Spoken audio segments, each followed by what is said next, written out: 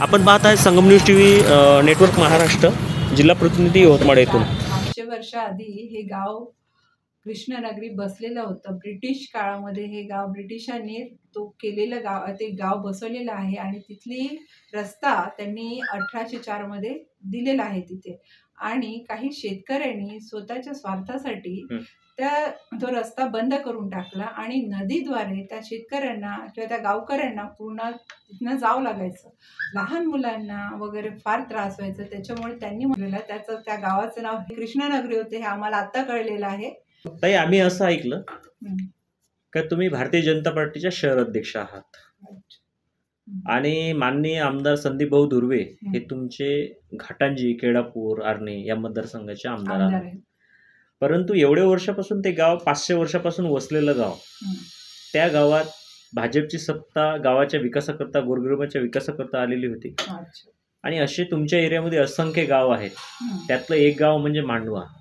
जसं एक संजय दत्तचा पिक्चर वगैरे राहतो, त्या गावाला संघर्ष करावा लागते, त्या टाईप आमच्या या गावाचा एक प्रश्न होता. आणि तो प्रश्न सोडविताना तुम्हाला नेमका काय काय त्रास झाला? कृष्णनगरी हे गाव जेव्हा आमच्याकडे गावकरी आले त्यानंतर मला तर मी फर्स्ट टाइम तिथे गेलेले होते. मला त्याचा काही अनुभव नव्हता आणि आम्हाला माहिती नव्हतं की इतक्या नदीमधनं कितीतरी पाण्यातनं आम्हाला जावं लागेल तिथे. तो तर एक पहिलं म्हणजे फार कठीण होतं ते आम्हाला जाण्यासाठी. आणि आम्ही जेव्हा सभा घेतली तेव्हा कळलं मला की फार कठीण परिस्थिती आहे. आणि जेव्हा पूर्ण आम्ही माहिती घेतली त्या गावकऱ्यांची की बा हे गाव किती वर्षा पहिले आहे, तर ते 500 वर्षाच्या आधीचं गाव आहे. 1804 मध्ये ते गाव ब्रिटिशांनी रस्ता केलेला होता. बट शेतकऱ्यांनी तिथे त्यांच्या स्वार्थासाठी तो रस्ता बंद केला. त्याच्यामुळे शेतीवरती अतिक्रमण केलं. आणि त्यानंतर त्या जे गावकरी होते तर त्यांना त्या नदीद्वारे जावं लागायचं. मुलांना शाळेत जाताना पण फार प्रॉब्लेम होता. आणि काही तर ज्या प्रेग्नेंट लेडीज होत्या त्यांची डेथ पण झालेली होती.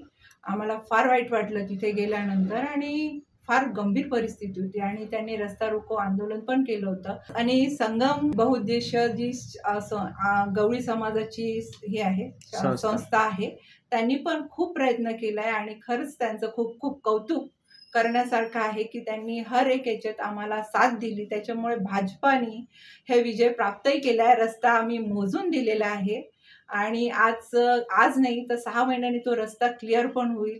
आणि आज मोजणी झाल्यानंतर हे श्रेय संगम बहुउद्देशीय संस्था आहे. आम्ही तर कार्यकर्ते आहोत, आमचं कार्य. परंतु नेत्यापेक्षा कार्यकर्ते हे महत्वाचे असतात आणि कार्यकर्ते महत्वाचे असताना एक कार्यकर्ता नेत्याला घडू शकते. परंतु तुम्ही तो प्रश्न आज त्या महिलांचा समजून घेतला आणि समजून घेतल्याच्या नंतर आज तो प्रश्न मार्गी लागला, तर तुम्हाला आज कसं वाटतंय? फार छान वाटत आहे. कारण माझं जेव्हा मी पहिल्यांदा भेट दिली त्यांना, तर मला माइंडमध्ये खूप थॉट्स होते की मी हा सॉल्व कसा करणार आणि होईल नाही. खूप जणांच्या प्रश्न होते की बा हा प्रश्न सॉल्वच होऊ नाही शकत.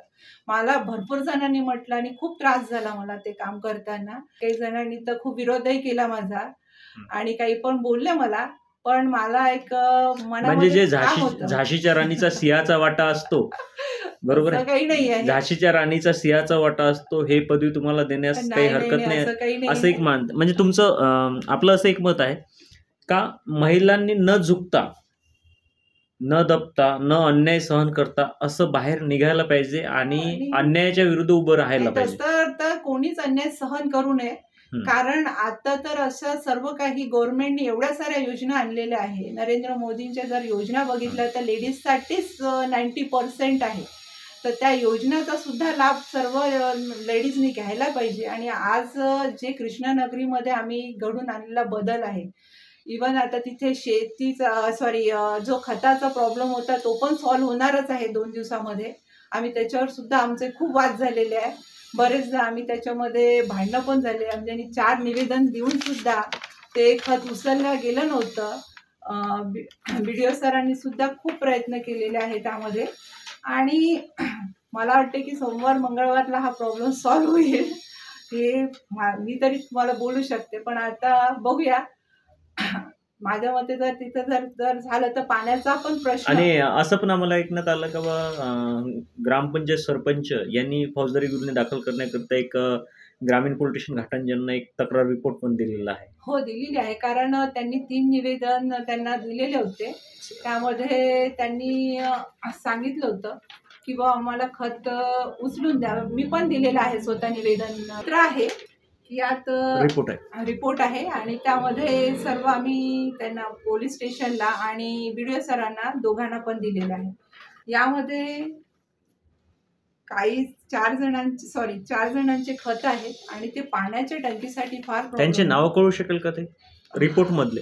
ऐका, मी जेव्हा BDO सरांना दिलेला निवेदन आहे हे बाबाराव राघोजी घोडे, वासुदेव इसनाजी घोडे, नागोराव झुलबाजी साठे व राहुल वासुदेव घोडे यांना 4 जणांना आम्ही निवेदन दिलेलं होतं. 4दा त्यांना नोटीस गेलेले आहे, तरी सुद्धा त्यांनी खत उचललं नाही.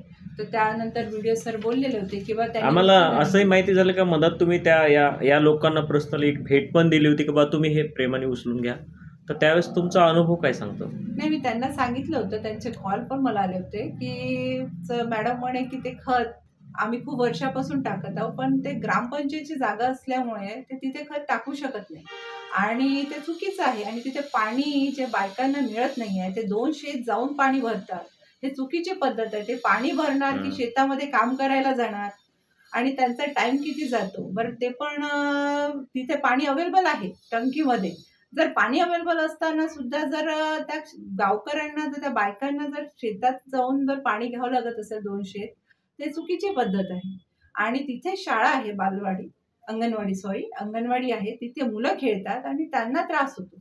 आम्ही असं पण ऐकलं बा तुम्ही त्याला सौंदर्यीकरण करून लेकरांच्या खेळण्यासाठी तर मी त्यांना बोलले की बुवा इथनं पूर्ण कंपाऊंड करा, कारण पाण्याची टंकी आहे जिथे असते तिथे स्वच्छता असणं फार गरजेचं आहे. आणि जर तिथे जर झालं किंवा मुलांची खेळणे वगैरे झाले, ते ग्राउंड बनतं तिथे. बरोबर. आणि गावकऱ्यांसाठी पण ते खूप चांगलं होईल. एखादा कोणता प्रोग्राम आहे, काही आहे, ते स्वतः करू शकतात तिथे. आणि ताई, पुढे जर तुम्हाला नगर परिषदला जर सीट मिळाली तर शहराच्या विकासासाठी काय असेल? माझ्या घाटंजीसाठी माझं फार खूप मोठं स्वप्न आहे, कारण मला 12 अंगणवाडी घाटंजीमध्ये आणणे होतं. ते आम्हाला ते पण एक कळालं का तुम्ही 12 अंगणवाडीच्या मंजुरासाठी तुम्ही विधान भवनात सुद्धा गेल्या होत्या. माझे आदितीताई तटकरे सोबत पण भेट झाली. आम्ही 15-20 मिनिटं चांगली चर्चा केली. त्यांनी आम्हाला शब्द पण दिला आहे की अंगणवाडी इथे आणणार.